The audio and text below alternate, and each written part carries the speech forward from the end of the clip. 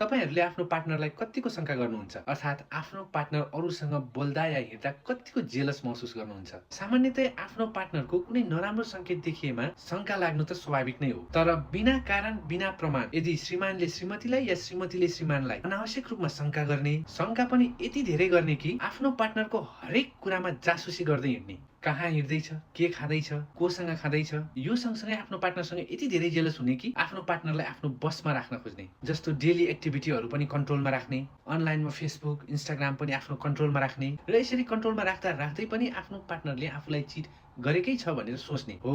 यदि यस्तो लक्षण तपाईहरुमा कसैलाई देखियो भने यो एउटा मानसिक रोग हुन सक्छ, जसलाई हामी अथेलो सिन्ड्रोम भन्छौं। यसलाई हामी डिल्युजनल जेलसी पनि भन्छौं र प्राय जसो यो समस्या पुरुषहरुमा बढी देखिने गर्दछ। यो रोग लागेको पुरुषहरुले आफ्नो श्रीमती जतिसुकै लोयल भए पनि श्रीमतीले चिट गरेकै छ भनेर बुझ्छन्। एउटै कुराले श्रीमतीलाई टर्चर दिइरहने, घर झगडा गरिरहने, श्रीमतीको हरेक कुरामा जासुसी गर्ने, श्रीमतीले लगाएको कपडाहरू खोतल्ने, सुघ्ने, अरु कुनै पुरुषको गन्ध छ कि भनेर पत्ता लगाउन खोज्ने र अझै पनि चित्त नबुझेर मन शान्त गर्नको लागि परिवारको अन्य सदस्यहरुसँग झगडा गर्ने, बालबच्चाहरूलाई पिट्ने र श्रीमतीलाई पनि पिट्ने गर्दछ। यदि यस्तो लक्षण या हिन्ट तपाई या कसैलाई अलिकति पनि शंका छ भने कृपया साइकियाट्रिस्टलाई भेट्नुहोला। यो समस्या कुरा गरेर सल्भ हुँदैन। यसको लागि मनोरोग विशेषज्ञको काउन्सिलिङ र औषधि नै सेवन गर्नुपर्ने पनि हुन सक्छ।